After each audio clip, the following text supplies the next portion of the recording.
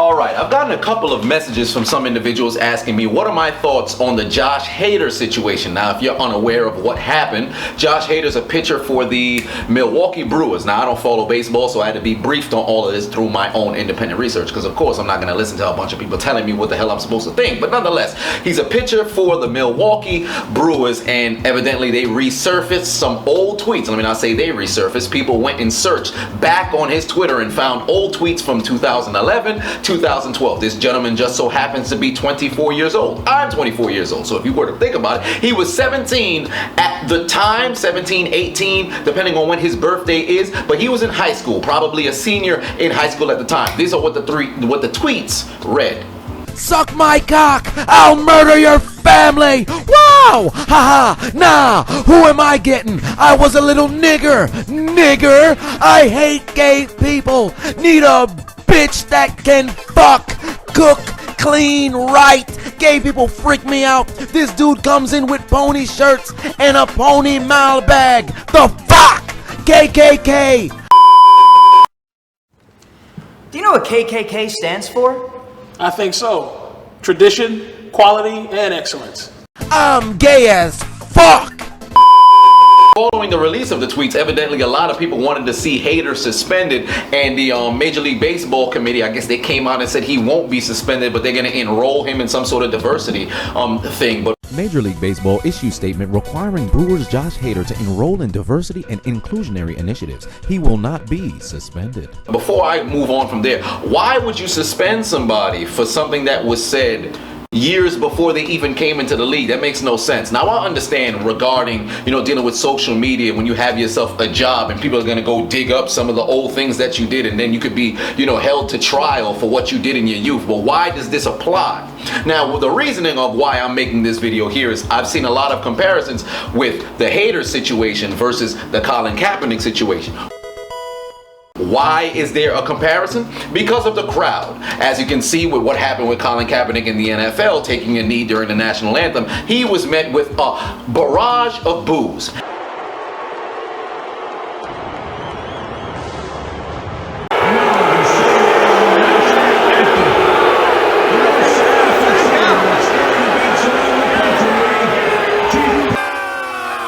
In contrast to Hader going to the mound instead of being, booed, he was applauded with a standing ovation. And the fans welcoming Josh Hader back to Miller Park.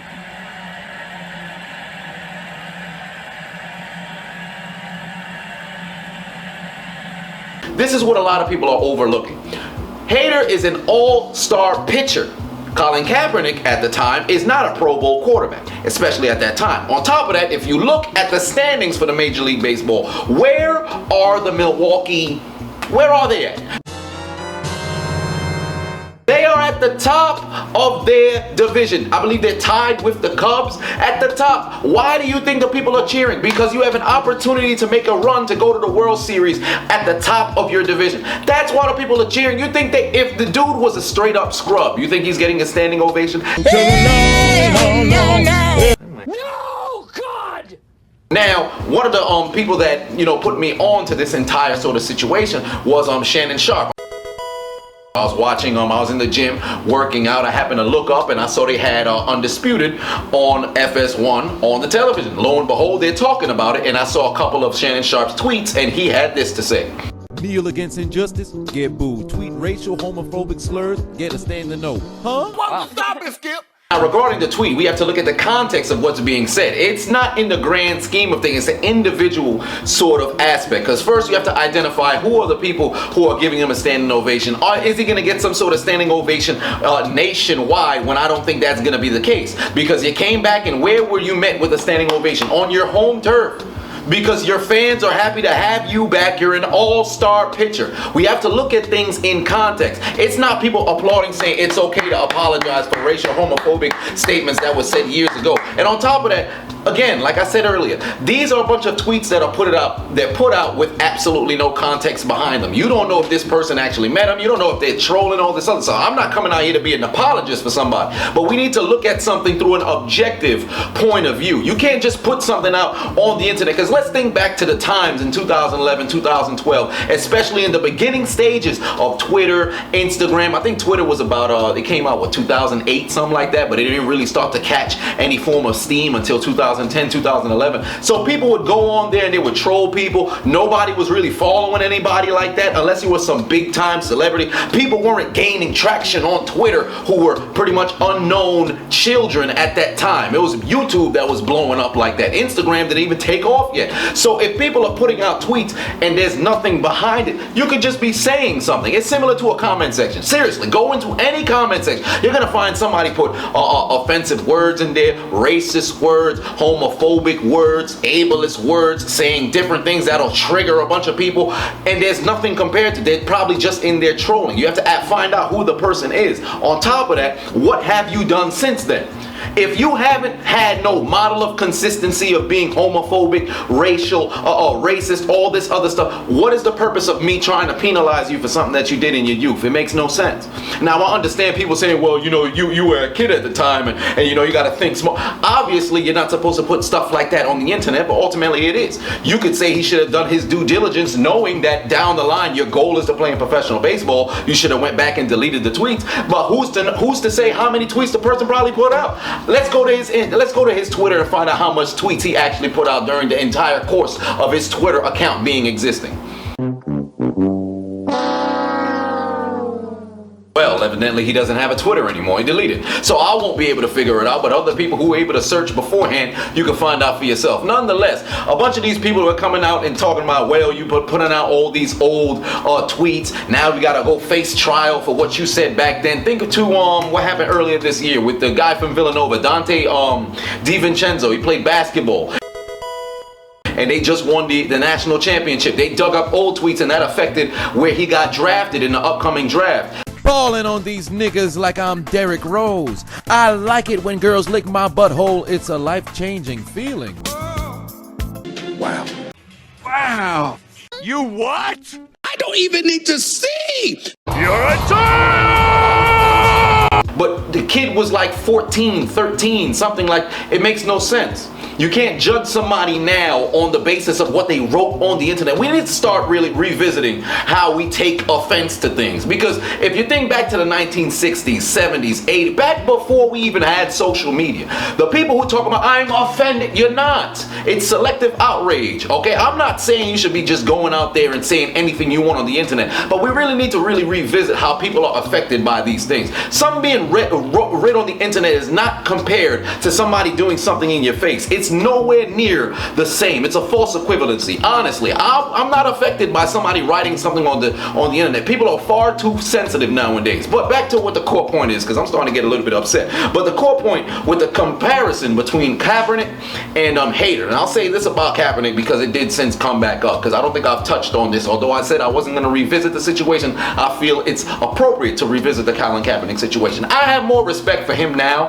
than I did back then because of what the taking the knee has since transmogrified into, because the catalyst of it was police brutality, the treatment of minorities, and him trying to raise awareness. Well, awareness has been risen. So I don't know how much time you can try to raise awareness. What is it really doing at this point? However, there are many people in the NFL right now who just take a knee because they're pretty much, you're a keyboard warrior, but the difference between you being behind a keyboard and you now being on a national stage is you're able to show the mobility of your knee. Outside of that, you're not really making a beacon for change. There are those who are actually fighting to change. You had the people like Malcolm Jenkins and Quan Bolden, those who actually converse with those who can make change. Now, I don't really agree with how they went about things. No, not at all. But they're having a conversation with who they claim to have their issues with.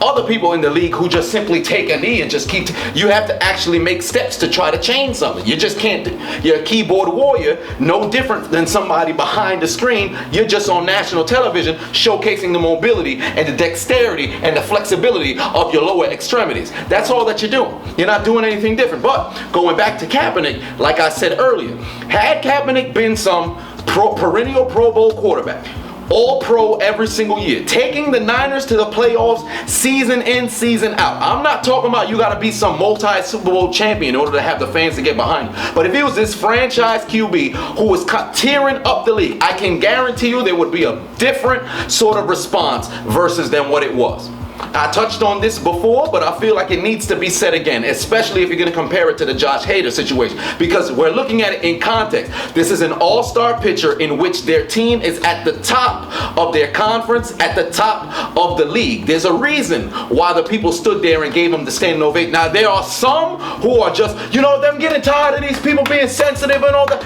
I understand. You have an issue, you take it up with the fans, not with him, because he already said how he feels about the tweets coming out. He's already come out and apologized. He's going to be going on an apology tour for maybe about the next year, for a good minute. However, if you have the issue with the fans, also look into the context of they want to win a World Series. Majority of fans, honestly, let's just be honest. If there was some dude who was a murderer on their team, and let's just look at the New England Patriots. If Tom Brady was a straight up murderer, I can guarantee you people would still go out there and say, woo, go Brady. Why? Because you're a New England Patriots fan and you want to see a team win. I'm a Pittsburgh Steelers fan. I can guarantee you this much. If I was in Heinz Field cheering with fans and we found out, well, Le'Veon Bell, Antonio Brown, and Big Ben were found for some sort of, there was some sort of double murder case, and this is December and we're going into the playoffs, I'm not paying no mind until after the season.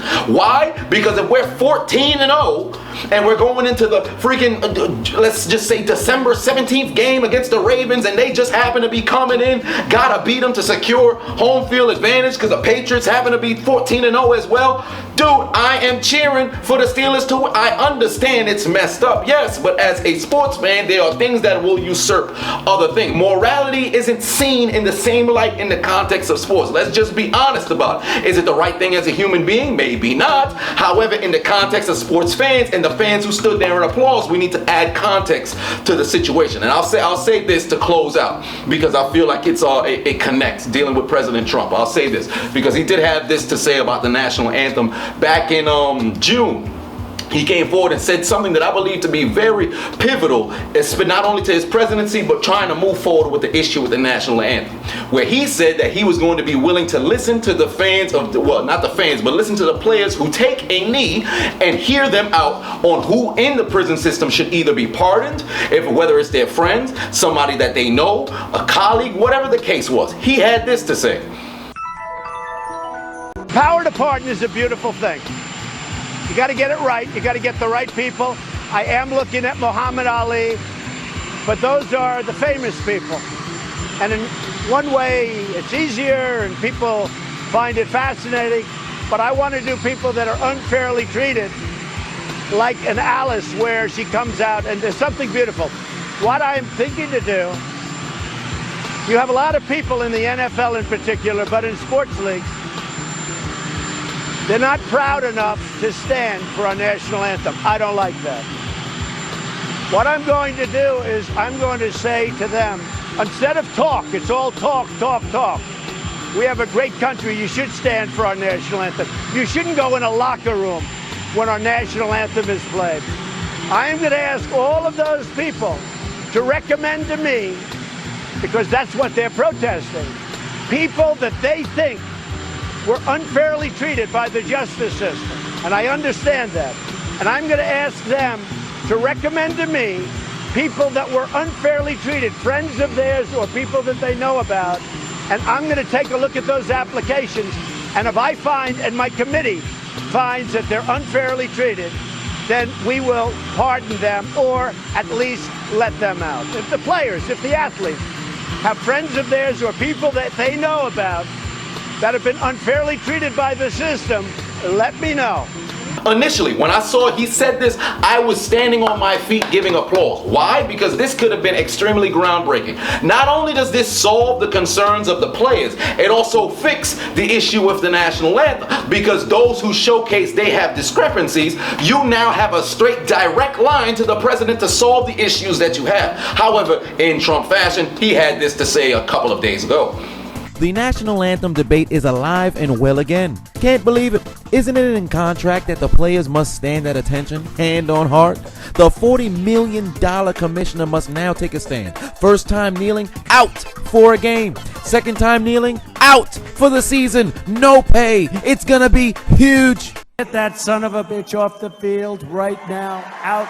We have been hoodwinked, bamboozled, led astray, run amok, and flat out deceived. So yeah, he went back to the let's just suspend the players, which I have an issue with. I have a problem with how the NFL is holding, or I should say trying to handle the national anthem, especially dealing with people being fined and all that other stuff. It's not a good idea. I think it's the wrong way to go about it. Personally, I would just listen to the players who are saying they're taking a knee, give them an opportunity to actually make change, or if you take the knee, get them to make change. I can't tell the owners and all the other people to force your players to try to do something, but it's on the players. You just can't keep coming out here trying to take a stand and you actually not taking no stand. You got to go and do something. But nonetheless, my final thoughts on the Hater versus the Kaepernick situation, like I said earlier, it's a false equivalency.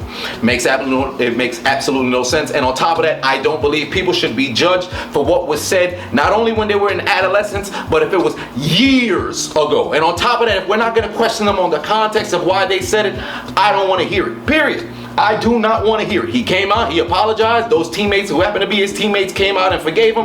Bottom line, move forward from there. You can feel how you feel about it, but don't keep bringing it up and talking about, well, you know, we got this over here and this over here and that over. I don't want to hear it. All right, you're exacerbating situations for no reason. And on top of that, I saw a lot of people talking about, well, if you put out the tweet and it had the N-I-G-G-A instead of the N-I-G-G-E-R, like I said in my N-word videos, they both the same thing to me, bottom line, and on top of that, you have to look at the context. It goes back to context. It's ridiculous. I had enough of listening to all these damn, racial slurs and all this, especially dealing with the N-word. I feel like that white dude who was in the episode of the Boondocks, the S-word. What I don't understand is that if it's so offensive to them, then why do they say it over and over again? Nigga this, nigga that, nigga please, bitch nigga, have you lost your mind? Nigga, check that hoe. Nigga, you bullshitting, break yourself, nigga. He says it so much I don't even notice it anymore. However, before I go, I will say this.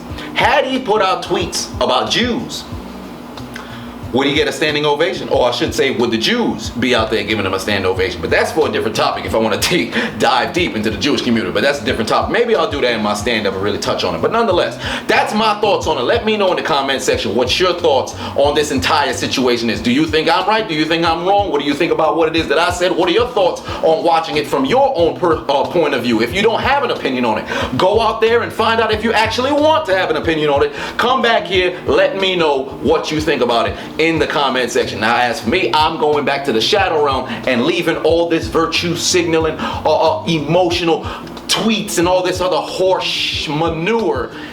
I'm leaving it outside of the shadow realm. I'm going back to where I feel safe. Facts. What the hell wrong with them? What's wrong with them? What's wrong with it? So what's on?